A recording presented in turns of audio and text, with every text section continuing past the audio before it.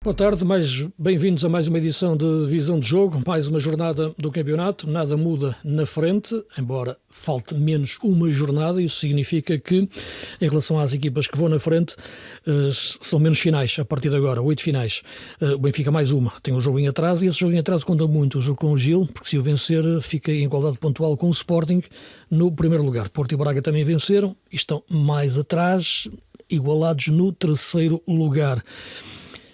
Uma jornada em que eu diria que saltou mais à vista este Rio Ave Benfica. Foi o jogo que fechou a jornada. O Sporting venceu bem o Famalicão, mas um jogo que foi mais difícil do que o resultado parece. O Porto venceu o Aves. Finalmente o Anselmi encontrou uma namorada fácil, diria. Foi a mais fácil do campeonato até agora. E isto tem a ver com a conferência que ele deu durante a semana, naturalmente, que os adeptos seriam uma namorada difícil. O Aves facilitou, porque não é uma equipa, com todo o respeito, com a capacidade de outras, e o Braga ganhou em Faro, num jogo em que apareceu o Gabriel Martínez, que eu tenho dito tem que jogar mais vezes, jogou e marcou. Comecemos pelo Rio Ave Benfica, que foi o grande jogo da jornada, pelo menos a nível daquilo que foi a alternância no marcador, e que parecia, eu diria, estava no estádio, estava no jogo. Acho que o Benfica faz uma grande primeira parte, talvez, na minha leitura, talvez das melhores deste campeonato. Pelo menos na era Bruno Lage não me lembro de uma primeira parte tão bem conseguida, do ponto de vista de movimentação da equipa, atacante, e até na forma como defendeu. Logo vocês me dirão se estão de acordo ou não. Até aos 60 minutos, com Cockchu a jogar muito, e de repente o Rio Ave faz 2 golos. 2 golos que aparecem num livre, em que a bola bate na barreira, e num erro coletivo, diria duplo, entre Trubin e Florentino, que enlouqueceu o Bruno Lage, e o Cleiton marcou. Mas a reação do Benfica mostrou que a equipa de facto tem um plantel que lhe permite encarar esta parte final do campeonato, talvez neste momento, diria, com uma equipa, com o plantel mais forte. A equipa, vamos ver, até porque o Sporting está neste momento ainda com várias lesões, mas estão a regressar jogadores. Mas às vezes ter um melhor plantel não quer dizer que tenha o melhor 11, não é? Mas que tenha o melhor plantel, eu acho que tem.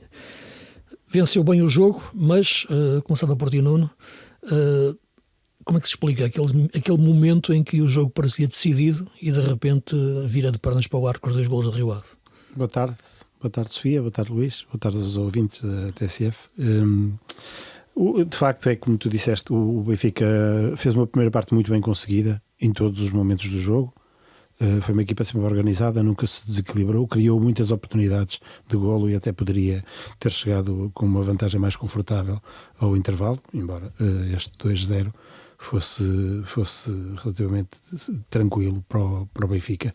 Depois surge esse tal golo de Aguilera, também um jogador que já falamos aqui em tons elogiosos em programas anteriores, mas lá está, é o tal desvio que acontece, e são lances por vezes fortuitos, mas que acontecem no futebol. E depois dá-se esse erro que eu concordo contigo, é um erro, toda a gente crucifica Florentino, mas eu também atribuo grande parte de responsabilidade de Trubin. Isto, eu não sou treinador de futebol, mas naquilo que é o meu conceito, aquilo que eu leio dos melhores treinadores do mundo, e existe aqui uma prática que tem sido corrente de alguns treinadores que sai a jogar, o guarda-redes sai a jogar para o jogador da posição 6, que normalmente recua e recebe a bola para sair a jogar desde trás. Recebe de costas, que é muito bonito, mas há esse problema que é o receber de costas e ter de se virar. Com um avançado perspicaz, astuto, um avançado com alguma experiência, e tu aqui, neste caso, foste tu que já te referiste ao Cleiton em tons muito elogiosos, e eu nem tanto, embora reconheça que seja um jogador que para aquela dimensão é um jogador muito interessante, para a dimensão de um campeonato português, de uma equipa meio da tabela para cima, é um jogador muito interessante, mas é um jogador experiente, e roubou a bola ao Florentino, e aconteceu aquilo que aconteceu. Já tinha feito isso, Anel Pérez, por exemplo, contra o Porto. Já não foi por falta de aviso, mas aquele tipo de lances em que o guarda-redes tem várias opções de sair a jogar e entregar a bola a um jogador que está de costas para o jogo, com um ponta de lança a pressioná-lo, sendo esse ponta de lança um jogador perigoso, porque há pontas de lança até que o guarda-redes do Braga fez a mesma coisa. Há pontas de lança que não são perigosos. Pois, também acontece frequentemente e é um erro que ocorre muitas vezes e muitas vezes dá asneira.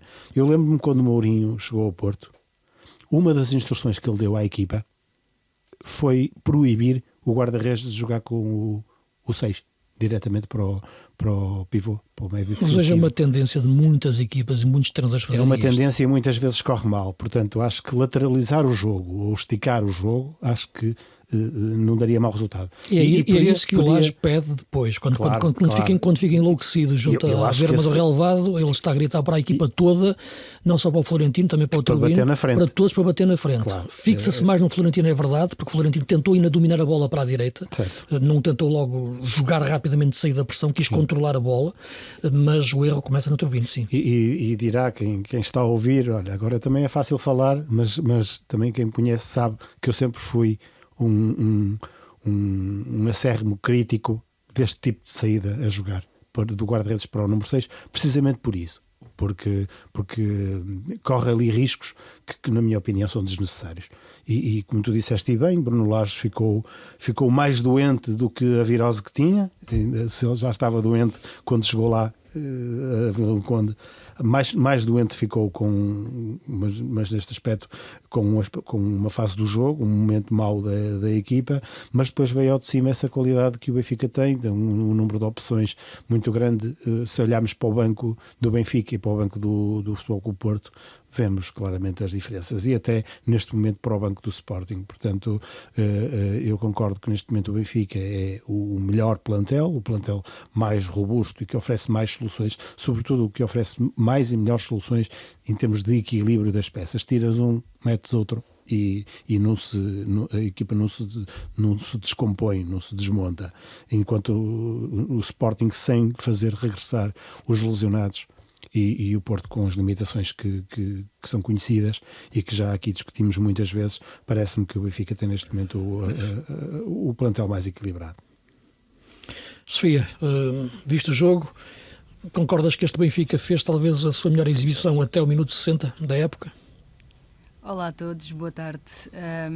Sim, acho que o Benfica fez uma das suas melhores exibições da era Bruno Lage, mas não podia estar mais em desacordo convosco relativamente à questão do Florentino, porque eu acho que um médio do Benfica tem de ter a capacidade para jogar de costas para o jogo e para receber uma bola vinda do guarda-redes. Aliás, foi precisamente pela insistência do Benfica em jogar com os seus médios que o Benfica faz a primeira parte que faz e também a prolongou no segundo tempo. Agora que um médio do Benfica não tem a agilidade para conseguir virar-se de frente para o jogo, para conseguir enquadrar, ou até se quiserem ser mais simples e devolver a bola à Turbine para que a bola possa circular e haja uma atração da pressão, ou então eventualmente um passe de Turbine mais longo, aí é que está o problema. Portanto, no sentido da estratégia, não me parece de todo descabido que o guarda-redes do Benfica tente jogar com o seu número 6 ou tente jogar com outro médio qualquer que ali baixo para receber a bola. O Cleiton esteve muito bem, não está em causa isso. Agora, faltou foi capacidade ao Florentino naquele gesto técnico e no momento em que ele ia ajustar a recepção, acontece que o Cleiton, e muito bem, agarrou aquela bola. Eu acho é que não se pode pegar neste erro do Florentino e dizer que os jogadores, neste caso os guarda-redes, não podem jogar com os número 6. Acho que isso não faz muito sentido e não é uma questão de beleza, não é uma questão estética, é uma questão de competência, porque as equipas, ou as melhores equipas, acho que estão mais próximas de jogar melhor quando jogam desta forma, porque a probabilidade de tu ficares com a bola se mandares um chutão na frente é muito menor do que se tentar jogar com os teus jogadores e com a estratégia que eu acredito seja treinada. Agora, os erros fazem parte do futebol, também faz parte a astúcia dos avançados, neste caso dos avançados como Cleiton, e ali foi um erro do Florentino que eu acho que também irá ajudá-lo noutras circunstâncias. Já agora, olhando novamente para o lance, é mais ou menos claro que o Turbine não poderia colocar a bola na largura, pelo menos do seu lado direito, porque estavam também outros jogadores do Rio Ave próximos e a pressão do Rio Ave estava alta. Acontece que tu, para bateres essas pressões, muitas das vezes precisas de correr alguns riscos, se quiseres bater desta forma. E eu acho que o Benfica treina para bater a pressão juntando passes e não necessariamente para despejar bolas na frente. Mas Cleiton, desculpa Sofia, mas o Cleiton estava muito próximo do Florentino também. Estava E próximo, não achas mas não que- o suficiente para não se poder meter aquele passo. Ou seja, não Claro. estava ali nas costas do Florentino, ali a morder os calcanhares. Estava próximo porque assim que a bola entrou, ele aproximou-se. Mas não achas que é um risco inclusive, desnecessário sair daquela forma? é um risco desnecessário, como é um risco desnecessário bateres bola na frente e ficares sem bola invariavelmente. Ou seja, tu escolhes o que é que queres jogar.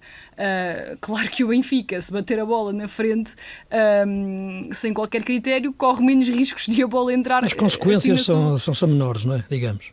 É isso, mas será que as consequências positivas são maiores? Ou seja, será que o Benfica estará mais próximo do sucesso se bater bolas constantes na frente e não jogar com os seus médios? Se o Benfica contrata médios com qualidade, é precisamente para poder jogar este tipo de futebol. Neste caso, o Florentino até é um jogador da formação e nem é o médio mais capaz deste tipo de jogo ligado, mas é suficientemente capaz para não falhar aquela recepção. Aliás, o Florentino fez isto várias vezes ao longo do jogo e teve sucesso. Naquele lance, por acaso, não teve sucesso. Acho que o facto de não ter tido sucesso naquele lance não pode fazer com que achemos que isto não pode acontecer. Relativamente à questão do jogo em si e de uma forma mais abrangente, eu acho que o Rio Ave só entra no jogo por pura sorte. Aliás, o Petit esta temporada consegue 2 feitos. Um deles foi dar uma das melhores exibições do Sporting de Rui Borges, que foi lá também em Vila do Conde, e a outra foi dar uma das melhores exibições da era Bruno Lage, que foi este fim de semana.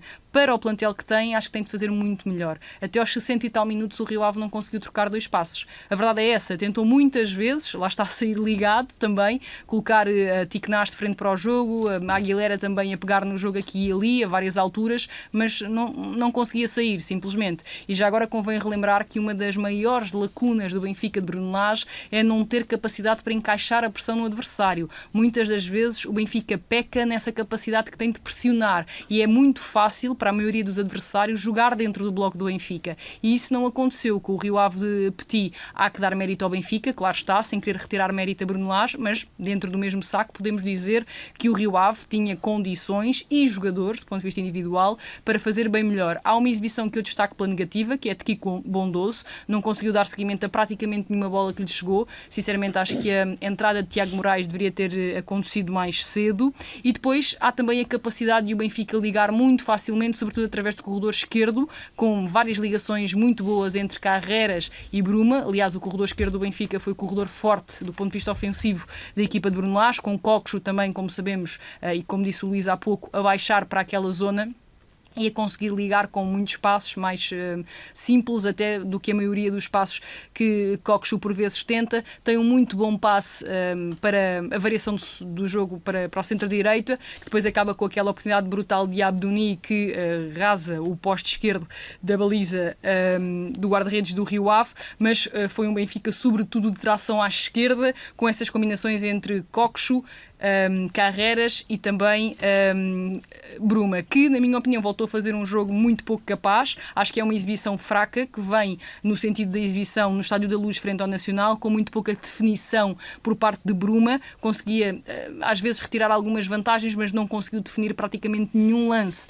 e eu creio que se justificava também aí a entrada de Sheldrup mais cedo para aquela zona do terreno. Dar também mais uma nota relativamente às permutas que foram feitas entre Amdouni e também Auschwitz, porque Auschwitz muitas das vezes se metia pelo corredor direito, mas outras vezes pegava como terceiro médio, e era Amdouni quem abria na largura, e essas permutas também confundiram a organização defensiva do Rio Ave, e rematando dizendo que tanto Aktürkoğlu como Belotti foram indispensáveis para o que o Benfica conseguiu fazer no terceiro golo, e a própria entrada de ambos foi bastante positiva. No caso de Aktürkoğlu, acho que foram as melhores ações do turco nos últimos tempos, porque tem de facto andado muito distante das boas exibições, não só dos golos, porque Aktürkoğlu já andava distante das últimas exibições, das boas exibições, ainda antes de os golos desaparecerem. E Belotti justificou a entrada, esteve muito bem no lance do golo, deu mais alguns seguimentos a lances que o Benfica poderia ter também definido da melhor forma. Portanto, termino como comecei. Acho que, olhando para a generalidade do jogo, só por muita sorte é que o Rio Ave conseguiu meter-se na partida, porque do ponto de vista exibicional a equipa ficou muito aquém daquilo que pode fazer com estes jogadores. Bem, olhando o jogo e começando por análise ao lance, que determina o 2-2, eu quando falo numa divisão de culpas entre o Trubin e o Florentino, não quero dizer que seja impeditivo o guarda-redes jogar com o pivô e o pivô receber de costas e sair a jogar, rolando com a qualidade técnica que deve ter. Isso é um princípio de jogo que está inerente a muitas equipas que saem a construir mais baixo, mas não deve ser, na minha leitura, um dogma para ser aplicado durante o jogo todo. E isso sentiu-se na forma como o Bruno Lage reagiu ao erro cometido. E o erro foi não só de opção naquele momento, porque ele queria que batesse longo, desde logo o guarda-redes, como foi um erro de execução, o momento da recepção falhada do Florentino, que além de falhar a recepção, quis controlar a bola para o seu lado direito, quando estava sob pressão do Clayton. Portanto, a divisão de culpas tem a ver com o facto de não ter sido a melhor opção naquele momento para o Turbino o passe para o Florentino em face da pressão que estava a ser feita pelos jogadores de Rio Ave naquele momento e no momento do jogo em que a equipa estava um pouco instável depois de ter sofrido um 2-1 e depois um erro de execução por parte do Florentino que não recebeu bem a bola de costas. Claro que um 6 de qualidade, como o Florentino é, porque já o fez várias vezes, deve receber, rodar e sair a jogar, mas aquele momento do jogo não era o mais aconselhável do ponto de vista emocional, tático, tudo aquilo que o envolvia. E por isso a reação do Lage foi assim tão intempestiva em relação à equipa que não se devia ter exposto ao erro nesse momento. E foi isso que aconteceu. Agora, olhando o jogo em si, e a importância desse lance é enorme, porque muda completamente a história do jogo. Acho que até aí tivemos um jogo e de repente tivemos uma jogada. Isto é, o jogo que o Benfica fez até aos 60 minutos valeu 2 golos. As 2 jogadas que o Rio Ave conseguiu fazer em 10 minutos, naquele período em que o Benfica abrandou um pouco, valeram também 2 golos.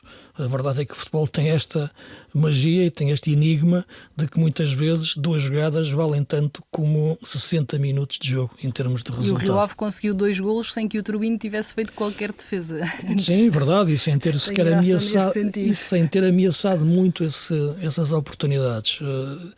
Aquilo que eu falo do Clayton, o elogio que eu faço ao Clayton, não é um elogio que faça em função de lhe reconhecer a qualidade, mas reconheço-lhe qualidades, o que parece a mesma coisa, mas são coisas diferentes. E uma das qualidades, de facto, é o desgaste permanente que ele impõe às equipas adversárias, aos defesas adversários, mesmo no jogo de ontem, em que ele era quase uma ilha em forma de ponta de lança no ataque, ele não deu nenhuma bola por perdida, é ele que inventa a jogada que vai dar o livre, que vai dar o empate, que vai dar o 2-1, o remate do Aguilera, é ele que vai conseguir roubar aquela bola que dá o 2-2, e mesmo na primeira parte teve algumas saídas sozinho contra o mundo benfiquista à procura do golo.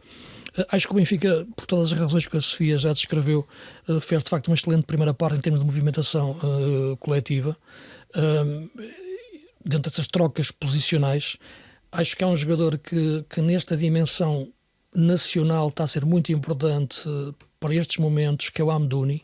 Acho que é um jogador muito interessante do ponto de vista de movimentação fora-dentro. Ele é um jogador que engana a dizer que vai começar a jogar na ala direita e aparece como segundo avançado. E o Aursnes é um belíssimo jogador a perceber aquilo que tem que ser um apoio de circulação quando cai na direita, enquanto que na esquerda, Carreiras, naturalmente, é quase um ala extremo.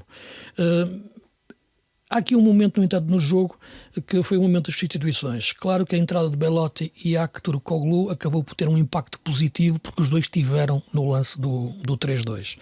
Belotti faz uma jogada fantástica na forma como sai da pressão e abre para o Aursnes, e o Aktürkoğlu na forma como finaliza. Mas houve mais uma substituição, nessa tripla substituição, que foi a entrada do Renato Sanches e a saída do Cockchu. Naquele momento o Bruno Lage sentiu que o meio-campo é clássico, quando o meio-campo entra mais num território, diria, físico, de bolas divididas, um território que Petit domina, embora estes jogadores como o Tiknaz, como o Aguilera, queiram jogar outro tipo de futebol, e o próprio Olinho também. A entrada do Renato, eu acho que era para ganhar o tal mais músculo no meio campo, no sentido do território do jogo, que é num estilo de bola mais dividida. Acabou por não se perceber bem qual seria o impacto dele no jogo, porque logo a seguir há um empate. Mas devo colocar esta questão, que foi a questão que também me coloquei a mim próprio, e queria saber a vossa opinião e debatermos sobre isso. Porquê é que saiu o Cockchu? Se estava a ser o melhor jogador em campo até aquele momento. O que é que queria Bruno Lage? Se para ganhar o jogo foi através da qualidade de Cockchu. Depois, para conseguir manter essa vantagem ou até aumentá-la, seria com a sua saída e a entrada de um jogador tão diferente? Acho que taticamente o Benfica não ganhou nada com essa substituição, portanto só se explica com alguma fadiga que o jogador terá apresentado. Não vejo outro motivo. Não se sentia isso, mas... Pois, também de facto não se sentia, mas por vezes há informações que os treinadores e equipas técnicas dispõem, e o próprio jogador também pode ter dado alguma indicação ao banco de que se sentia com alguma fadiga. Por isso pode-se explicar pode haver essa explicação. Vale a pena recordar que está em Ramadão. Isso vale o que vale, obviamente, mas sim, pode ter alguma influência nesta equação. Pode, é verdade. Também é outro. Já estava à noite naquela altura. Só para recordar que o Ramadão tem a ver muito com a noite cedo para poderem comer, não é? Pode ter acontecido também. Há muitos jogos que quando acontece o Ramadão, que quando começam de dia e depois, quando já à noite, param. Exatamente, as equipas as equipas médicas têm uma forma de parar o jogo para o jogador comer qualquer coisa. Os árbitros têm sido sensíveis à situação. E normalmente os guarda-redes lesionam-se sempre nesse momento, que é curioso. Para permitir essa... Não é uma coincidência. Não, mas estavas a falar. Eu acho que só se explica por uma questão de fadiga, com essa questão realmente de poder ter algum condicionalismo, e porque taticamente o Benfica não ganhou nada neste caso, apesar de Renato Sanches ser um jogador que tem vindo e crescendo nos últimos tempos, nos últimos jogos. Ele tem aparecido pouco, mas tem vindo a mostrar já mais alguma coisa. Não foi o caso deste jogo de ontem, porque o Benfica, quando ele entra, sofre o 2-2, daquela forma que eu não concordo com a Sofia, de sair a jogar, porque o Florentino é um jogador do Benfica, e de facto um jogador do Benfica tem que ter essas condições de tomar uma boa decisão ali, uma boa solução, mas correram riscos desnecessários, e com 2-1 dentro do contexto do quadro em que se encontrava o jogo, acho que não justificava correr esse risco, mas já concluímos esse assunto. Aquilo que te referi foi a divisão de culpas entre os dois, porque é que não é um dogma sair assim, acho que deve sair assim a jogar. Sim.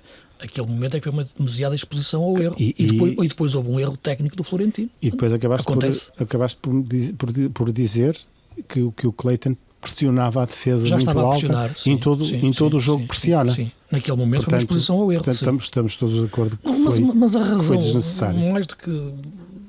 Enfim, todos nós temos a nossa opinião e todas as opções poderiam ser naturais e correr bem e o Florentino sair a jogar. Mas a verdade é que a reação do Bruno Lage diz exatamente o que ele queria naquele momento. Embora ele... A reação do Bruno Lage é o total lutar segunda-feira.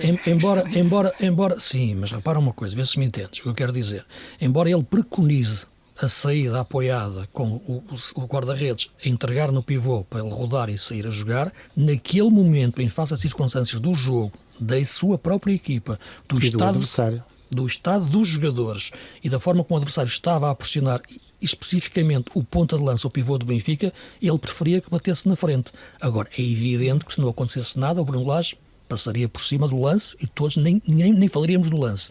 Acontecendo o que aconteceu, a reação do Bruno Lage, sim, é a reação do treinador de Totobola à segunda-feira, é a reação do treinador após a jogada acabar, mas isso é pacífico. Mas de resto, acho que a tua pergunta relativamente à entrada do Renato Cockchu. e também do a saída do Cockchu, mais que a entrada do Renato, a saída do Cockchu. Sim, porque eu acho que a tua pergunta é muito interessante na ótica de afastarmos aqui a visão resultadista. O que é que eu quero dizer com isto? Sim. Não é porque o Benfica fez o 3-2 que as alterações de Bruno Lage passaram a fazer sentido. Mas por isso mesmo é que eu vou colocar a questão. Exatamente, por isso é que eu achei também interessante, porque por acaso o Benfica fez o 3-2, e bem, com muito mérito, não está isso em causa. Mas eu acho que o Bruno Lage não aproximou a equipa do sucesso com um meio-campo composto por Florentino, Renato Sanches e Leandro Barreiro. Acho que é um meio-campo um bocadinho duvidoso para aquilo que o Benfica procura e, sobretudo, para aquilo que Bruno Lage diz que o Benfica procura. Aliás, Bruno Lage diz Sofia, muitas vezes... deixa-me só referir, Sofia, porque eu estava a comentar o jogo em direto e aí já não é fazer o totobola à segunda-feira, é mesmo fazer o totobola com o jogo a decorrer. No momento. Eu gosto de antecipar um pouco as substituições, tentar entrar um pouco, ter ali um ataque de treinador e meter na cabeça do treinador, tentar pensar como eu penso e também pensar como é que o treinador pensaria. E eu estava a imaginar que saísse o Florentino, até porque já tinha um amarelo, e baixasse o Cockchu para 6 e ficasse o meio campo com o Cockchu, com o Renato e com o Barreiro.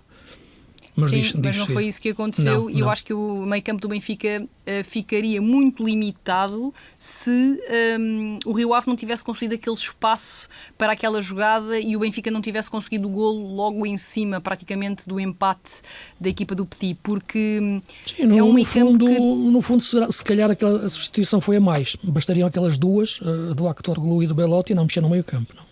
Como diz o Nuno, há aqui dados que nós não temos, obviamente. Claro. Portanto, sim, olhando claro só o jogo pelo jogo, pelo menos sabemos e temos consciência de que o Benfica monta um meio campo que não tem propriamente nenhum jogador brilhante com a bola, com a gestão de ritmos do jogo, com a variabilidade de passe. O Renato Sanches é um jogador que, como sabemos, gosta sempre de partir o jogo, de levar o jogo para a frente, de carregá-lo. O Leandro Barreiro é um médio muito mais de ataque ao espaço do que propriamente de bola no pé ou de conseguir fazer algo a partir daí. E o Florentino também não tem nas suas qualidades com bola as suas maiores virtudes. Portanto, caso o Benfica não tivesse conseguido aquele 3-2 muito rapidamente, eu acho que o Bruno Lage não aproximou a equipa do sucesso com as substituições. Também devo referir que, independentemente de o Actoroglu ter entrado bem no jogo, e mais uma vez, não querendo aqui descurar aquele que me pareceu ser o melhor período de Actoroglu nos últimos tempos, Sheldrup justificaria muito mais e Bruma ter saído, porque Bruma fez um jogo muito cinzento e acabou por ficar durante todo o tempo na partida. Portanto, nesse sentido, eu acho que não foi uma boa leitura por parte de Bruno Lage, independentemente do resultado. E eu Atenção, daí dizer que gostei Sofia, da tua pergunta. As substituições acontecem com 2-1. Exatamente, ou seja, Bruno Lage achou que iria aproximar a equipa com estas alterações e de facto, tanto Actoroglu como Belotti participaram na jogada do golo, portanto isto pode dar a ideia de que as substituições foram bem feitas e de facto naquele momento resultaram. Agora, o que me parece é que não foram muito lógicas, tendo em conta o que o Benfica poderia encontrar pela frente. O golo desbloqueou e o Rio Ave também começou a ser uma equipa mais ambiciosa com o 2-2, a querer chegar-se mais à frente, a querer roubar a bola mais alto e por aí é verdade que esses espaços foram bem aproveitados pelos jogadores que entraram, mas num cômodo geral eu não me parece que a equipa, neste caso que Bruno Lage, tivesse mexido na equipa da melhor forma, nem na lógica do que vinham sendo as exibições. Cockchu fez uma ótima partida e mais uma vez reafirmo, Bruma foi muito cinzento e eu acho que podia perfeitamente ter dado o seu lugar a Sheldrup e não saiu sequer. Então aqui acaba por ser algo que vai além do resultado e que vem no sentido de olhar para a harmonia da equipa e eu acho que o Bruno Lage não tornou a equipa mais harmoniosa, independentemente de ter conseguido a vitória. Sim, nós estamos a falar mais aqui do jogo do Benfica em relação aos outros jogos, porque foi claramente o jogo mais rico e que tem mais motivos de debate, e deixa-me, pegando nestas questões das alterações que o Bruno Lage faz, há outra que faz ao intervalo. Sabemos que a questão do Tomás Araújo entronca também até já no discurso da Seleção da Nacional, em face da sua gestão de esforço ou da sua problema que possa ter do ponto de vista muscular, ou seja o que for. Luís, e desculpa interromper, deixa-me só dizer-te, eu disse que o Bruma não tinha saído, mas saiu só aos 88 minutos. Pronto, sim, mas não entrou, mas não saiu naquele momento que estávamos a referir. Sim. Porque a questão do Leandro Barreiro entrar, e estavas a falar do Leandro Barreiro, é porque Arsenal passou a jogar a lateral direito a partir da segunda parte com a saída do Tomás Araújo. Fica aqui a questão de perceber porque é que Tomás Araújo, que estava limitado, só fazia sentido entrar para jogar só a primeira parte, porque isso ia significar uma mudança muito significativa da forma de jogar da equipa no segundo tempo, não tendo o Arsenal, que faz muito bem a relação entre a zona meia-direita e depois largura na faixa direita para flanquear o jogo, enquanto que na esquerda Carreras é um lateral profundo quase extremo.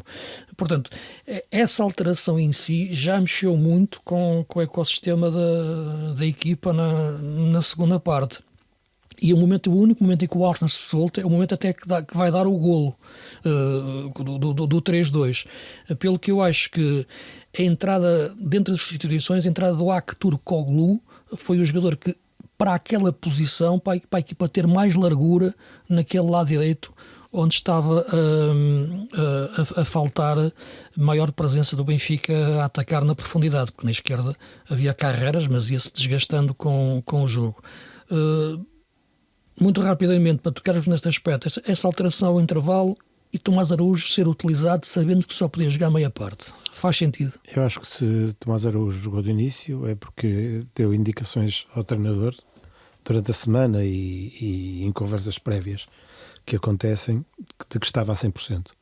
Mas no final Bruno Lage explicou que Tomás Araújo de facto sente alguma fadiga, que não negou a existência de um problema com ele, mas acaba por ser uma substituição que confirma que ele não está na plenitude das suas capacidades. Mas se jogou de início, seguramente que Bruno Lage não estava a contar que ele tivesse que se queimar uma substituição ao intervalo.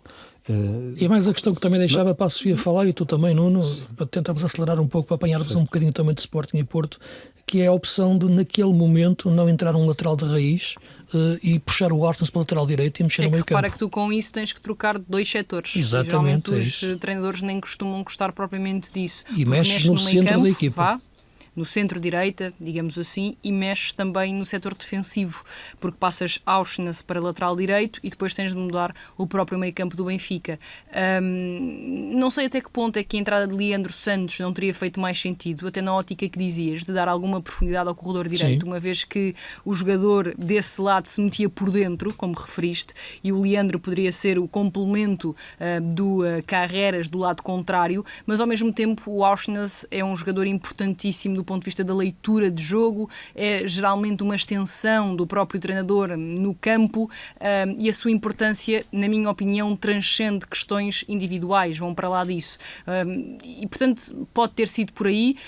É um jogador que reconhece muito bem as missões que são feitas naquela zona do terreno. E eu acho que o que ficou mais prejudicado com a saída, neste caso, de Auschwitz daquela posição e com a sua recolocação ao lateral direito foi mesmo a zona central e meia-direita do ataque do Benfica, porque perdeu um jogador que tem uma capacidade completamente diferente da de Leandro Barreiro.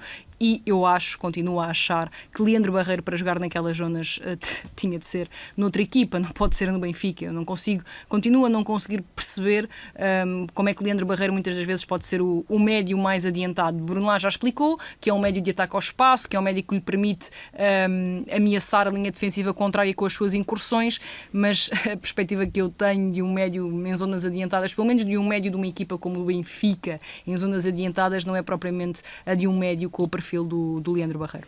O Sporting continua a ganhar frente a um bom Famalicão. Acho que o Famalicão fez um bom jogo. A equipa está a subir de rendimento com o Hugo Oliveira, com o passar dos jogos. A ideia do jogo está a começar a ficar mais bem assente, digo eu, sobretudo aparecendo melhor o Gustavo Sá, que acho que esse miúdo é um craque. Mas é um Sporting que, quando foi atrás do jogo, foi atrás com velocidade, a velocidade com critério.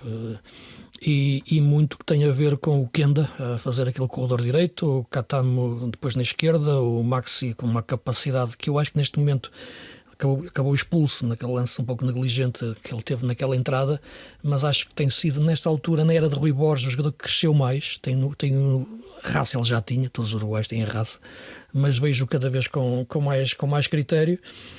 E acho que a equipa conseguiu ter numa segunda parte perante um Famalicão que eu acho que poderia naquela segunda parte até ter mais bola, não teve essa capacidade, podia ter tido essa ideia, pegar bem no jogo. E acho que a entrada de Morita e o regresso dos médios do Sporting, no verdadeiro sentido, médios com M grande, são decisivos para este melhor Sporting, independentemente da velocidade do Kenda para o lugar do Fresneda na direita. Acho que o Sporting entrou numa dinâmica de vitória e uma equipa trabalhando em cima de vitórias acaba por ser sempre muito mais confortável. E também com o regresso destes jogadores muito importantes que já vamos elencando. Claro que tudo isto tem a ver, depois tem Gyökeres no meio disto tudo, não é? E depois há o fator Gyökeres que é o grande desequilibrador do Sporting, o grande desequilibrador do campeonato, diria mesmo, e voltou a fazer a diferença, não só no primeiro lance, mas também marcou o penalti. Voltou a fazer das suas, como se costuma dizer. Exato, certo. E daí eu dizer, como já disse na semana passada, que Gyökeres joga em qualquer equipa, com a qualidade que tem e com aquilo que foi refinando também durante a sua presença no Sporting. Depois o Sporting tem também o agitador que é Kenda, ainda por cima num momento de grande ânimo a nível pessoal, na semana em que se soube que vai mesmo para o Chelsea. E falaremos isso mais depois no espaço de podcast. Sim, o que é que será a cabeça de um jogador depois de uma transferência consumada? Pareceu-me ainda mais motivado. Sim, mas cada um reage da sua forma, não é? Sim, não é assim tão pacífico, mas seja assim tão linear. Está empolgado e o Sporting basicamente mostrou uma grande fome de vencer. E terá um problema o Sporting neste momento na defesa com o Diomandé. É que a quantidade de erros que ele tem feito, ele voltava outra vez a arrastar a equipa para uma situação muito difícil com aquele penalti infantil. Sim, comete muitos erros, é um facto, mas não me parece que Rui Borges o vá penalizar por aí. Já não o penalizou, pelo contrário, protegeu em situações anteriores. Não me parece que vá castigá-lo. Não é questão de castigá-lo, é questão de jogar os melhores, e os erros que ele tem cometido não faz dele neste momento um dos melhores centrais para jogar no Sporting. Sim, o Famalicão tentou assumir o jogo, tentou ter bola e não conseguiu o mérito do Sporting, não tanto de mérito do Famalicão, que é uma equipa interessante, tem Sorriso, Aranda, o ponta de lança que também veio no mercado de inverno também me parece interessante. Gustavo Sá também já mostrou o que vale e tem mostrado cada vez mais o que vale, daí se vaticinar que irá para outros voos para a próxima época. Portanto, eu acho que acabou por ser um jogo bem conseguido pelo Sporting globalmente e alcançando uma vitória que lhe dá ali outro conforto na frente. Sofia, como é que viste este jogo e qual é o aspecto que queres mais destacar deste Sporting 3, Famalicão 1? Antes de mais, quero destacar a exibição de Gustavo Sá. Acho que com esta liberdade que o Oliveira lhe dá para poder muitas das vezes baixar no terreno de jogo e ser ele o maestro, digamos assim, da equipa do Famalicão, o beneficia bastante. Eu sempre tive algumas dúvidas de Gustavo Sá mais perto do ponta de lança, porque acho que ele não tem... É um 8, não é um 10. Exatamente, eu concordo totalmente. Acho que ele precisa dessa liberdade para poder baixar, lançar e ver o jogo de frente. Não pode estar demasiado aprisionado a espaços curtos, porque ele tem de facto uma variabilidade de passe brutal, sabe gerir bem os timings do jogo, e eu acho que a exibição que ele deixa em Alvalade é uma exibição, aliás, de médio para outros voos, como dizia o Nuno, sai infelizmente lesionado, mas acho que foi o jogador mais desta equipa do Famalicão, que tentou jogar em Alvalade e na primeira parte conseguiu durante muito tempo retirar bola ao Sporting. Acho que a primeira parte do Sporting foi uma primeira parte, lá está, um bocadinho à imagem do que Rui Borges vem fazendo, com a equipa a tentar defender-se e depois lançar bola em Gyökeres. Já agora, dizia-se que Rubén Amorim era dependente de Gyökeres. Se há momento na história do Sporting com Gyökeres em que a equipa é dependente de Gyökeres, é agora, não foi com Rubén Amorim. Com Rubén Amorim a equipa jogava muito, sobretudo nos 2 últimos anos, e Gyökeres era mais um jogador da equipa. Agora sim, a equipa é muito dependente do que faz Gyökeres, até fica a sensação para o que resta do campeonato que se Gyökeres estiver bem, estará muito mais próximo o Sporting de poder vencer qualquer jogo. Caso haja outra quebra por parte do ponta de lança sueco, eu acredito que a jogar desta forma, pelo menos sem assumir o jogo, a esticar muito em Gyökeres, a equipa vai sofrer, não sei se não vai sofrer mais do que o que quereria, porque está muito viciado o jogo, e dar nota de que o primeiro golo é um primeiro golo que demonstra que a avaliação de Gyökeres na Liga Portuguesa tem de ter alguma... como é que eu ia dizer? A forma como o Gyökeres se vem mostrando na Liga Portuguesa é demasiado óbvia para que os centrais continuem a abordá-lo desta forma.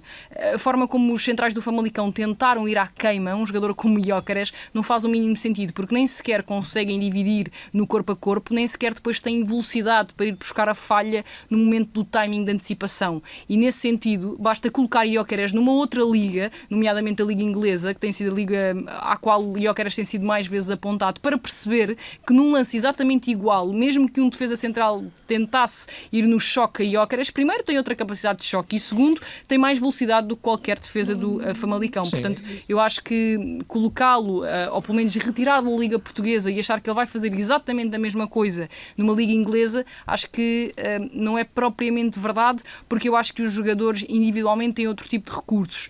O Sporting melhorou na segunda parte. Aliás, melhorou a seguir ao gol do Famalicão, sentiu-se logo alguma melhoria, mas sem ser propriamente competente a atacar. Houve alguns jogadores que estiveram bem, nomeadamente Kenda faz uma exibição bastante positiva. Acho que é um jogador que, partindo da direita, pode dar muitos mais frutos, e parece que só o Rui Borges é que teima em não compreender isso e em não fazer também algo diferente no que concerne às alas, porque começar com alas como Fresneda e Maxi é completamente diferente do que começar com alas como Maxi e Kenda.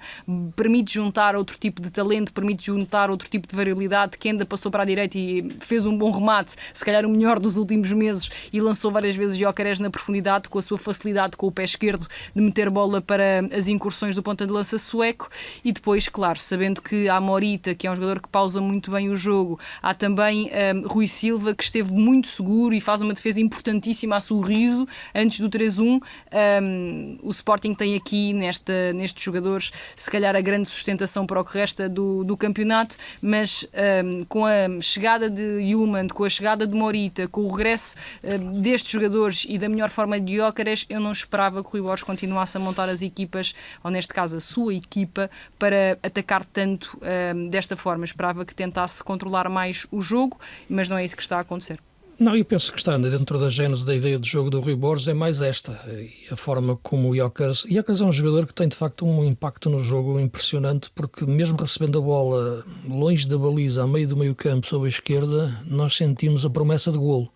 Portanto, é verdade, a forma como os defesas abordam o lance não é a melhor, em face daquilo que é a facilidade com que ele toca a roda e vai embora, mas a dimensão que ele pode atingir noutro campeonato, isso poderemos todos nós, de cada um, ter uma opinião, e ele já lá andou, apetece ver, não é? E por isso, neste momento, eu acho que o Ruben Amorim sente mais a falta dele agora no Manchester United, imaginando o que ele pode ser. Vamos ser para o ano. Sim, pode ser por aí. Estamos mesmo em cima do tempo.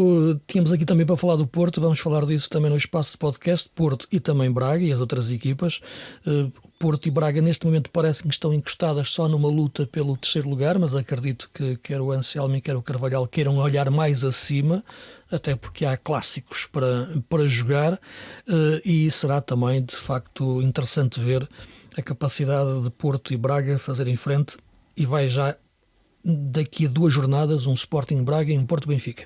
Continuando a olhar para esta jornada do campeonato e falando também daquilo que foi o jogo Porto 2, Aves 0 e Farense 0, Braga 1, estamos a falar de equipas que estão a jogar neste momento lado a lado no terceiro lugar, Porto e Braga, mas atenção porque também a questão do Desportivo das Aves e do Farense, o Farense mais afundado na classificação, em zona de descida, e o Aves, que está metido em zona de play-off, junto com o Estrela da Amadora e o Gil Vicente. Portanto, 3 equipas. O Gil tem um tal jogo em atraso com o Benfica, pelo que esse jogo Gil-Benfica é muito importante, não só para o Benfica, como estávamos a falar, mas também muito para este Gil, que caiu numa situação que eu sinceramente não imaginava que acontecesse. E escusadamente, acho. Pois, mas a verdade é que a equipa, desde o início da época, com a mudança de treinador, depois a aposta no Bruno Pinheiro, que acabaram por não dar esse seguimento, não houve muita convicção, e agora um treinador diferente, como o César Peixoto, que salta de Moreira para Barcelos. Portanto, é o nosso campeonato, é o nosso futebol. E a verdade é que é difícil definir esta mudança desta forma. Mas o Porto vence, e claro, eu falava há pouco no início, porque o Anselmo dizia que não é fácil convencer os adeptos do Porto, porque são como as namoradas mais difíceis. Eu acho que a questão nem é uma questão de amor, é uma questão de paixão, mais o futebol. E a verdade é que eu acho que quando vês o Mora ou o Fábio Vieira a trocar a bola, tu vês naturalmente que é mais fácil entregar flores assim aos adeptos, não é? E conseguir cativá-los. É como um anel de diamantes, não é? Mesmo frente a um Aves que jogou bem, dentro daquilo que é o Aves a jogar bem, que é os momentos em que o Rami Garau tem a bola, mas foi pouco, e o Porto ganhou bem, e até o Samu conseguiu falhar mais golos. Ele tem tido poucas bolas, o falhar golos já é bom porque a bola já lhe chegou perto. O momento em que é conhecido que a constituição da equipa é que joga Fabieira e Mora e até PP. Sim, PP também, certo. É como uma espécie de ramo de flores que Anselmi entrega logo aos adeptos para os conquistar. E, porque, de facto, com aquele 11, com os tais criativos em campo que não houve em Braga, e com a catástrofe, a exibição trágica que foi em Braga, porque não há outra forma de descrever aquilo. Depois, jogando em casa contra um Aves, que sabemos, e já aqui batemos muito nessa tecla, que tem uma equipa com algumas fragilidades, muitas, e o Porto jogando com o Mora e com o Favieira, obviamente que estava muito mais perto de conseguir ganhar o jogo, como curiosamente, ou talvez não, foram os dois autores dos golos, foram os jogadores que mais construíram, foram dos pés deles que nasceram as principais jogadas, e finalmente o Porto conseguiu ter um ponta de lança contratado com aquelas características específicas de ser um finalizador, a criar algumas oportunidades de golo, a ter bola, a ter possibilidades de rematar com perigo, de criar situações. É verdade que ele falhou muito, mas também é verdade que trabalhou imenso e que teve alguma infelicidade na finalização. Já nos pronunciamos aqui sobre alguma debilidade técnica de Samu, mas quando o Porto o contratou também sabia que o tipo de perfil que tinha esse ponta de lança, que é um jovem e que terá ainda muito a crescer, e que só com o andamento da sua carreira poderá melhorar alguns aspectos nos quais precisa claramente de ser mais eficiente, e nomeadamente nessa questão técnica e até no modo como aborda determinados lances. Mas acho que Anselmi fez bem, honestamente, fica em manter Samu à espera que lhe desse, que surgisse o tal golo, porque Samu exterioriza muito, e isso apenas revela que é um eterno insatisfeito e que vai sempre à procura de algo que seja positivo para ele, e acho que fez bem Anselmi mantê-lo em campo. À procura de um golo que não apareceu. Certo, e há aqui uma coisa também que Anselmi já tinha dito até no jogo da Arouca, em que se lesionou o Mora, e todos nós imaginamos que ia subir o Fábio Vieira para uma posição mais adiantada, e entrou o Eustáquio, que é o Fábio Vieira a jogar a 8. E eu acho que é uma excelente ideia, atenção, conceptualmente, para o jogo da equipa, e até para o próprio Fábio, começar a pegar no jogo desde trás. Nós imaginamos sempre o Fábio como um avançado, a jogar solto como um 10 moderno, ou então a partir da faixa, mas vê-lo a crescer como 8, acho que pode estar ali uma coisa interessante.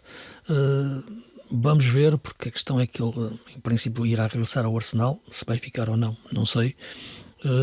Porque ele precisava de facto de crescer. Eu gostava de o ver a fazer a pré-época no Porto neste modelo de jogo, imagina-se com este sistema, e depois a começar a jogar a 8, porque acho que pode estar ali de facto um excelente projeto de construtor desde trás, olhar de frente para o jogo. Qual é a tua ideia, Sofia, para este projeto de Fábio Vieira?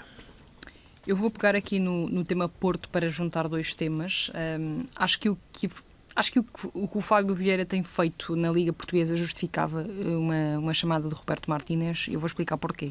Porque eu olho para a convocatória da seleção e há muitos jogadores que, apesar de terem um perfil diferente, bastante diferente, pisam zonas parecidas do terreno.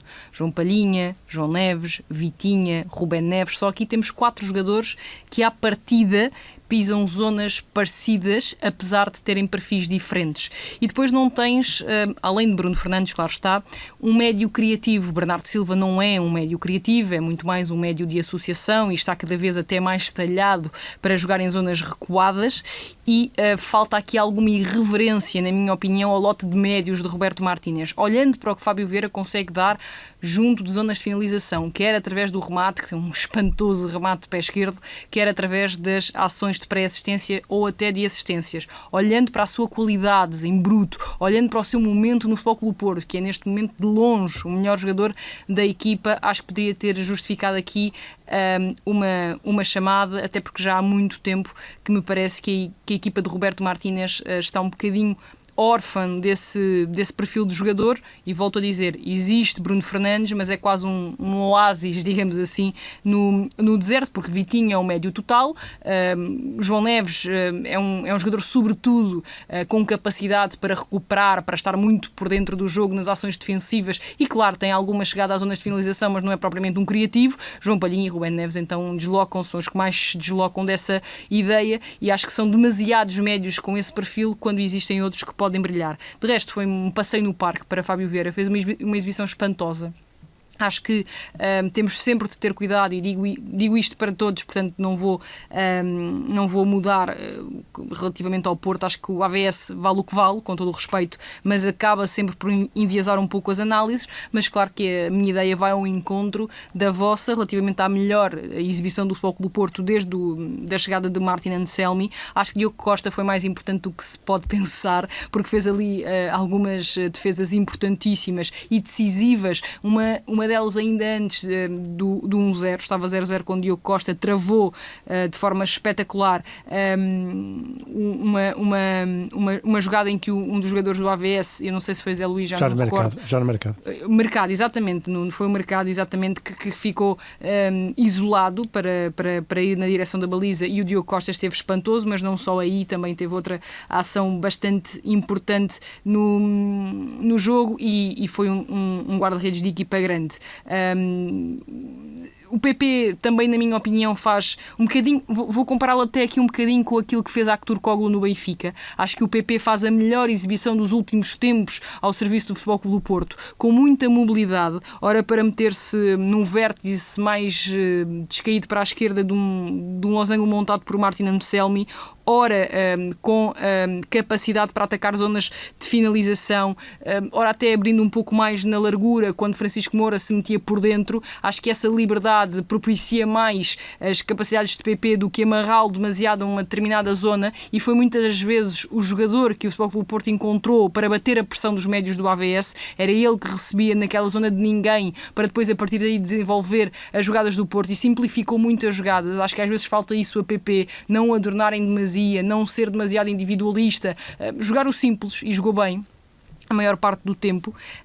E depois, claro, as associações de Rodrigo Mora e Fábio Vieira fizeram todo o sentido, porque são dois jogadores que falam a mesma linguagem, são dois jogadores de altíssimo nível técnico, e pensar num Futebol Clube do Porto que não seja também, ou que não tenha como base Rodrigo Mora, acho que não é pensar o correto. Rodrigo Mora tem sempre de fazer parte das bases do Futebol Clube do Porto da próxima temporada. E sobretudo foi isto, um AVS muito débil, que teve sobretudo nas arrancadas algo solitárias de Zé Luís a grande forma de desequilibrar, e em algumas arrancadas algo inócuas, tanto de Vinícius Lopes como de Vasco Lopes, desculpem, e de John Mercado, outras coisas circunstanciais, mas num cômputo geral o AVS não conseguiu sequer fazer cócegas ao Futebol Clube do Porto, e acho que é uma vitória que dá confiança, não só por ser convincente, mas sobretudo, pelo menos para mim, sobretudo porque teve algumas notas artísticas ao longo dos 90 minutos. Sim, também realçar um aspecto que eu acho que é importante agora nesta fase final da época, que as equipas vão ter agora semanas limpas, não é? Sem os jogos ao meio da semana. Há ainda uma meia final da taça, que eu acho que vai pedir mais ao Sporting, né? Com todo respeito para o Tirsense em relação ao Benfica, porque há um Sporting Gil Vicente, 2 jogos, não é? Portanto, Sporting Rio Ave. Desculpa, Rio Ave. Porque o Gil Sporting foi o jogo, ainda estava com o registro da eliminatória anterior. E portanto esse Rio Ave Sporting e Sporting Rio Ave serão 2 jogos de facto interessantes na meia final, e aí vai pedir mais ao Sporting em relação às semanas limpas de preparação agora, sem competições europeias, para cada equipa, jogo a jogo, jornada a jornada. E dentro dessa leitura, porque era algo que o Carvalhal se vinha queixando muito também em relação ao Braga, a equipa agora poder estabilizar melhor a sua forma de preparar em treinos aquisitivos cada jogo. O Braga ganhou em Faro, não sei se vocês viram o jogo, o Farense esteve muito bem no jogo durante a maior parte do tempo. Bem, foi mais uma vitória pouco convincente do Braga. E apareceu numa altura em que o Farense estava cada vez melhor, ou pelo menos ia criando mais perigo, embora já tivesse se calhar passado aquele momento de maior fulgor, mas o José Marreco tinha mexido para ir à procura mais do resultado, teve muitas oportunidades, algumas pelo menos flagrantes, e o Braga vence com o Gabri a jogar mais. O Gabri Martínez faz um belo golo, embora um erro de marcação da equipa do Farense. O Rony Lopes, que é um belíssimo jogador, não fechou dentro naquele momento. Deixamos destacar também no Braga a entrada de um menino de 19 anos, que é o Ruben Furtado, porque ele joga muito, o miúdo. Quem o conhece já, ele estava já na formação do Vitória. E um agora, agitador nato. É um pequeno Roger, no sentido de, embora tenha, acho que até é mais velho, uns meses, não é? Se olhar agora embora... Sinceramente não sei, mas posso confirmar aqui. Porque o Roger começou muito cedo, não é? Mas o Ruben é muito parecido e entrou muito bem no jogo. Mas foi sobretudo um Braga que voltou a ter um meio campo a 3, com Salazar, Gorbi e João Moutinho. Eu acho que a equipa está consistente e pode perfeitamente agarrar este terceiro lugar, pela forma como está cada vez, também me parece mais segura no meio campo. Sim, o Braga passou uma fase difícil com alguns resultados negativos e depois oscilou um bocadinho nas exibições, para sermos francos. Nunca praticou aquele futebol muito entusiasmante, mas foi ganhando. E aquilo que dissemos há pouco sobre o Sporting, trabalhar em cima de vitórias dá outro conforto, outra confiança aos jogadores, e a bola que antigamente batia no poste e saía, agora se calhar bate no poste e entra. E Gabri Martínez é uma solução muito interessante. Porque ele aqui várias vezes, aqui nas nossas conversas, tinha falado que ele entrava muito tarde nos jogos. Entrava tarde, sim, também. Pode agora aqui... sem Roger entra cedo. Sem Roger entra cedo, perdeu o Bruma início. Também. Sim, mas mesmo havendo Bruma, já é o jogo em Guimarães, por exemplo, foi jogos em que ele entrou tarde. Mas ao longo da época, Gabri Martínez tem revelado ser um jogador muito interessante para o nosso campeonato, e mesmo um jogador capaz de se afirmar neste nível Braga, que não é se calhar um nível para ser campeão, mas é um nível para lutar ali pelo terceiro lugar. Sofia, nesta altura, até porque há seleção, mas já ninguém imagina o Moutinho na seleção. Mas eu vejo o Moutinho a jogar. Qual é o problema? O bilhete de identidade? Desculpa lá a provocação. Não, eu adoro o Moutinho e acho que ele não, está provocação cada vez a todos, melhor. não é a ti. Sinceramente, acho que continua a jogar muito, sobretudo no contexto em que está. Aqui na Liga Portuguesa continua a fazer sobretudo a diferença. Fez mais um, não ia dizer fez mais um bom jogo, mais um enorme jogo, mas de resto creio que o Braga ganha sem especial mérito. Aliás, já não é a primeira nem a segunda nem a quinta vitória do Braga sem que tenha tido especial mérito. Foi encostado em algumas situações, e aí dar nota para Lukas Ornicek, que me parece estar a ser uma ótima, eu vou dizer revelação, porque de facto só agora é que tem tido alguma continuidade na baliza, muito por culpa da saída do Mateus, obviamente, mas tem demonstrado que está à altura deste desafio. E acho sim, para quem o conhece não surpreende, sim. É isso, exatamente, porque o Lucas já joga no Braga há bastante tempo, no Braga, digamos, no clube, e prometia este futuro, e creio que o Braga tem ali um jogador para continuar, e um guarda-redes para continuar a segurar e a fazer o seu percurso na baliza. E eu acho que o Ornicek foi muito importante nesta partida, tal como o Moutinho numa outra dimensão, porque o Farense teve vários momentos em que conseguiu cavalgar em cima da sua agressividade, da sua verticalidade. Tem jogadores que de facto, assim que recebem a bola, imediatamente parecem que nem setas na direção da baliza contrária, com Rony Lopes a ser de longe e a fazer de longe o papel de Belloumi, e quem se lembra percebe esta comparação, porque Belloumi era o jogador mais diferenciado na equipa do Farense na época passada. Infelizmente já não podemos contar com ele no nosso campeonato, tem saído a conta-gotas também os melhores jogadores, e isso sente-se bastante, principalmente neste tipo de clubes de meio da tabela,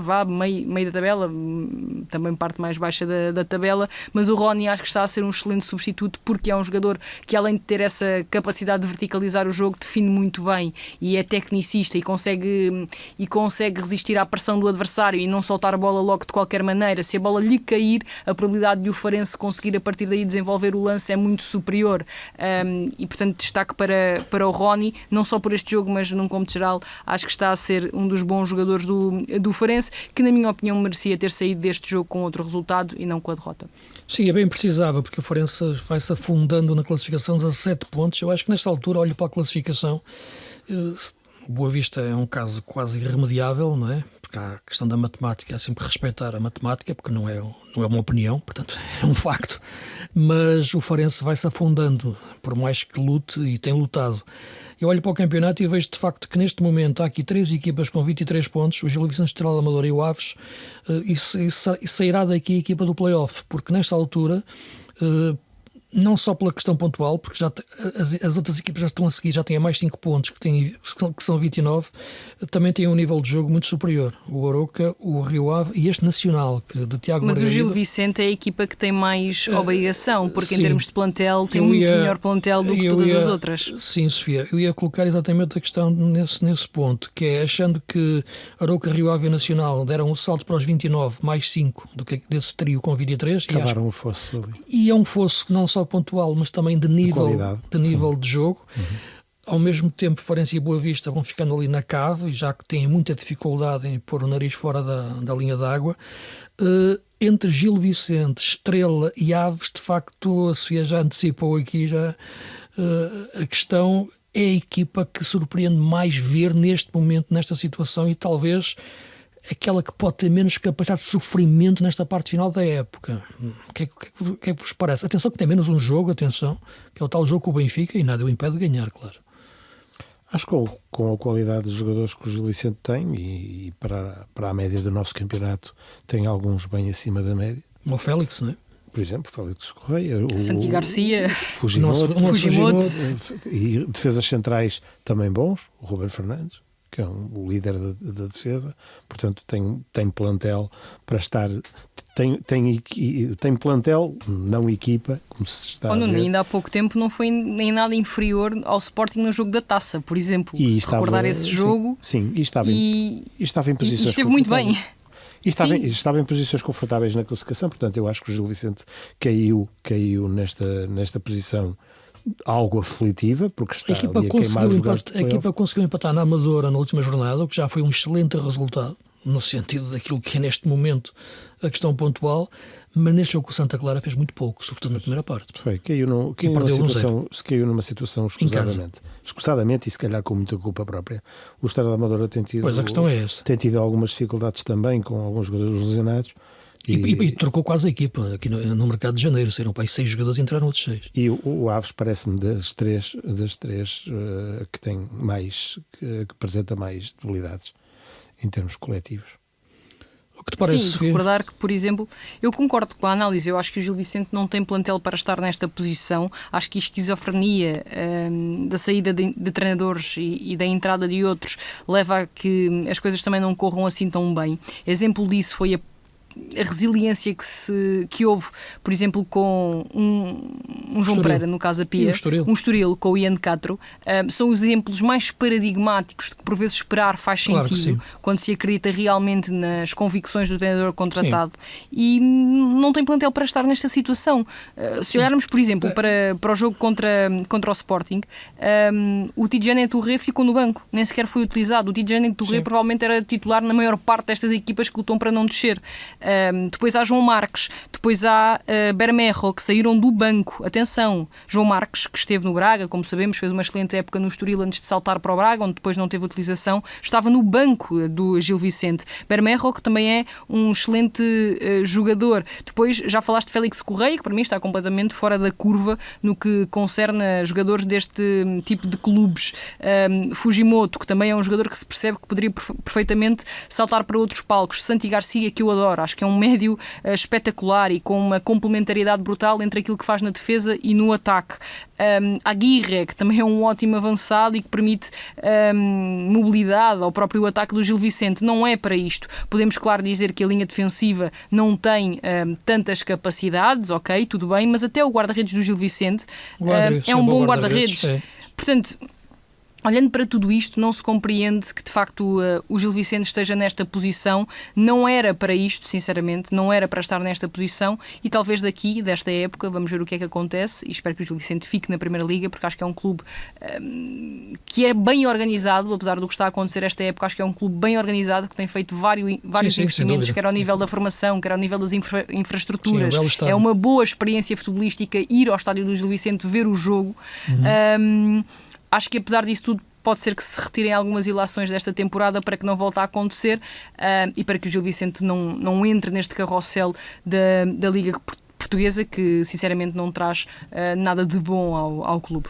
Mas eu acho que o melhor exemplo para as equipas seguirem nas próximas épocas é de facto olhar para a questão do Casa Pia com o João Pereira e o Estoril com o Ian Castro. Repara as críticas que eles receberam no início da época, não é? Portanto, independentemente... O próprio Hugo Oliveira, se quiseres, num período de tempo diferente, mas já se está a ver algo de bom no Famalicão com o Hugo Oliveira. Nos primeiros jogos em que as coisas não saíam, foi logo muito criticado. Certo, sim, mas eu estou a focar mais nos treinadores que começaram a época, não é? Sim, eu percebo o que dizes. E que se mantêm ainda, são poucos, são 4, não é? No campeonato todo. São muito poucos, eu não fiz aqui a contabilização, mas são de facto mesmo muito pouco. Tens o Santa Clara. É o Tiago Margarido no... Tens o Nacional, exatamente. Vasco Matos. E o Vasco Matos no Santa Clara e acabou. João Pereira e Ian Castro. É isso, são quatro. Exatamente. Mas enquanto que o Vasco Matos começou a fazer uma excelente época desde o início, e o Tiago Margarido também é um bom exemplo do que estava a realçar, mas sobretudo... Nacional em 11º, é incrível, de facto. Mas lá está, quando junta o Penha e o Luís Esteves, aquilo funciona melhor.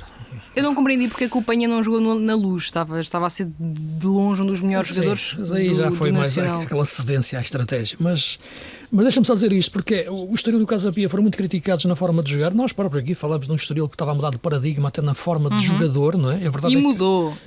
Sim, mas o Ian Castro claramente conseguiu pegar na equipa melhor. Acho que também mudou a estrutura de futebol do Estoril.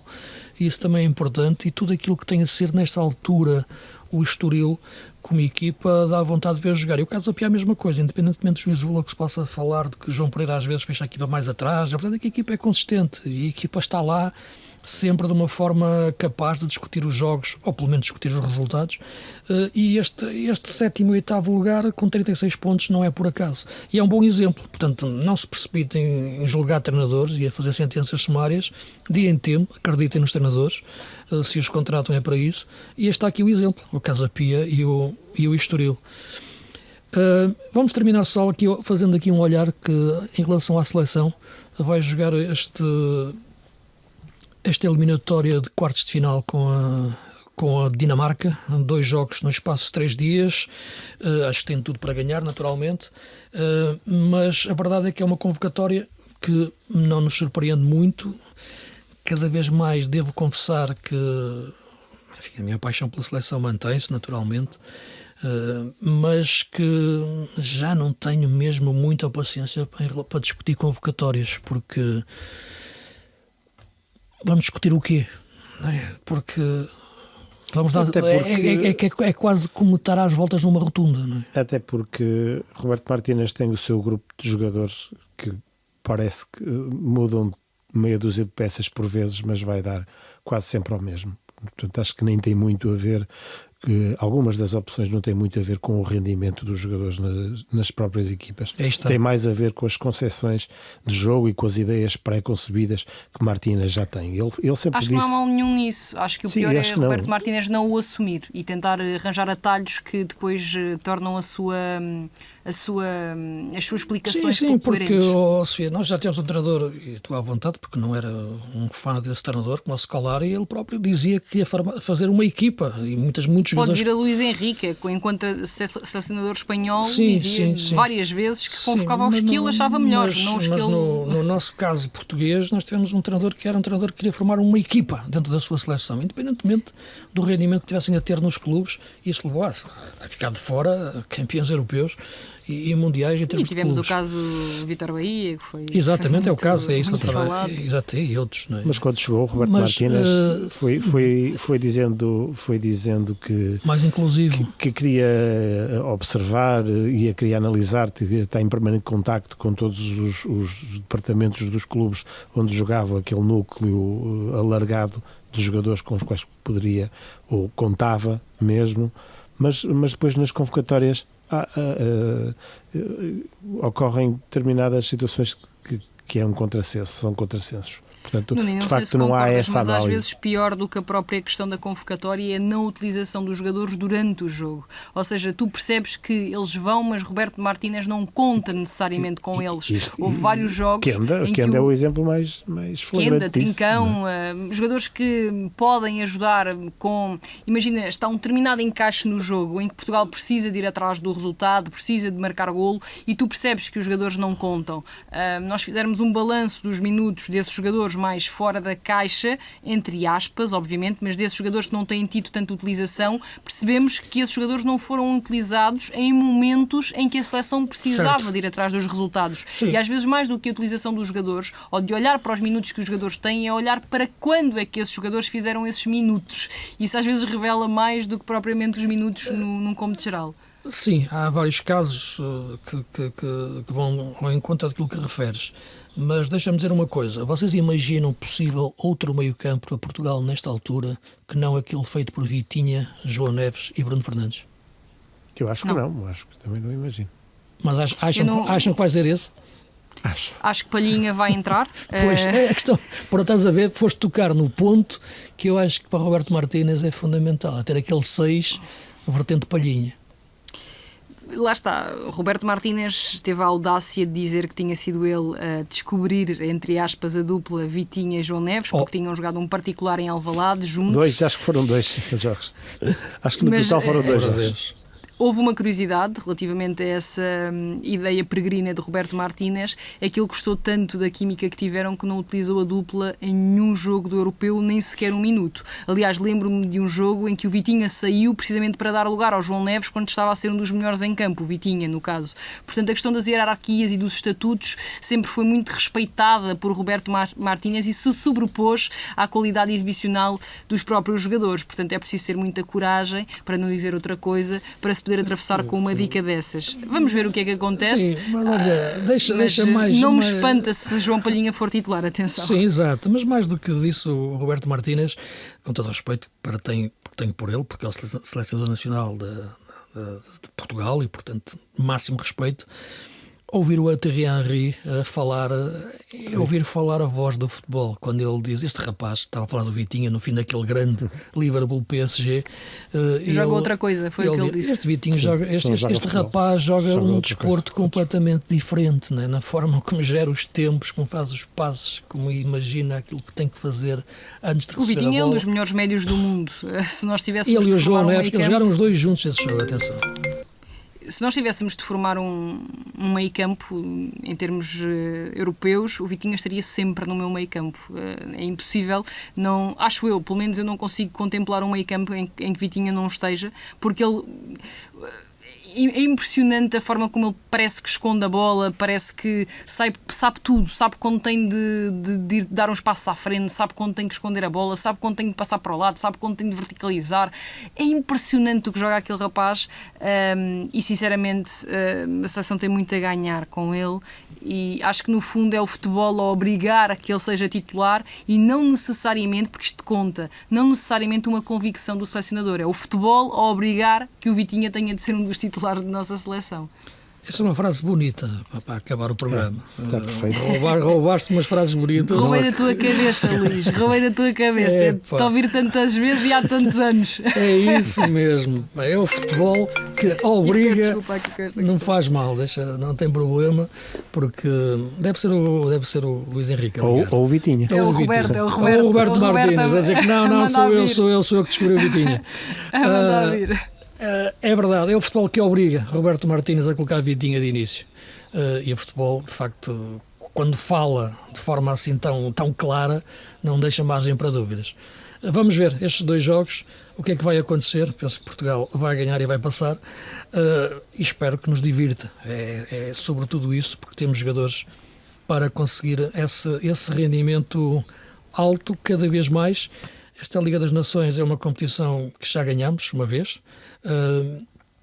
e que acho que não é que represente muito daquilo que é atualmente o futebol europeu, porque acaba por ser aqui uma competição que entra muitas vezes forçando os jogadores a um esforço que já não lhes apetece muito, porque é nas fases decisivas das épocas, como estamos agora a ver. Mas, Luís, até por isso faz sentido às vezes utilizares outro tipo de jogadores, porque, por exemplo, para um Bernardo Silva, para um Rubén Dias, acredito que seja... Puxa mais pelo Quenda, pelo Chico Conceição, por outros jogadores assim, não é? Vamos ver, vamos esperar por isso e falar para a semana também disso. Para a semana temos seleção e vamos tentar aproveitar também o nosso tempo, porque a seleção é apenas os 2 jogos, não há este campeonato todo para discutir, mas para olharmos também o futebol internacional e também aquilo que será os quartos de final da Champions e os treinadores portugueses que estão lá fora, como o Sérgio Conceição, como o Mourinho, como o Ruben Amorim, como o Paulo Fonseca, sobretudo na dimensão europeia, e também olhar para aquilo que será a Liga dos Campeões, e se vocês concordam com que este PSG pode ser finalmente campeão europeu depois daquilo que jogou em Liverpool e do que tem vindo a jogar esta jogo do ano, época. até o momento. Sim, já o primeiro jogo tinha sido e o jogo de Paris. Sim, mas aí com o PSG avassalador, este foi mais dividido. Sim, foi mais dividido, mas e depois com o Dembélé a explicar que sou canhoto, mas chuto melhor com a direita. Exatamente. Espetáculo. Exatamente. Lindo. É de facto, isto é que é futebol. Joga muito, o PSG joga muito. Ok, amigos, um grande abraço, futebol esteja convosco, para a semana cá estamos.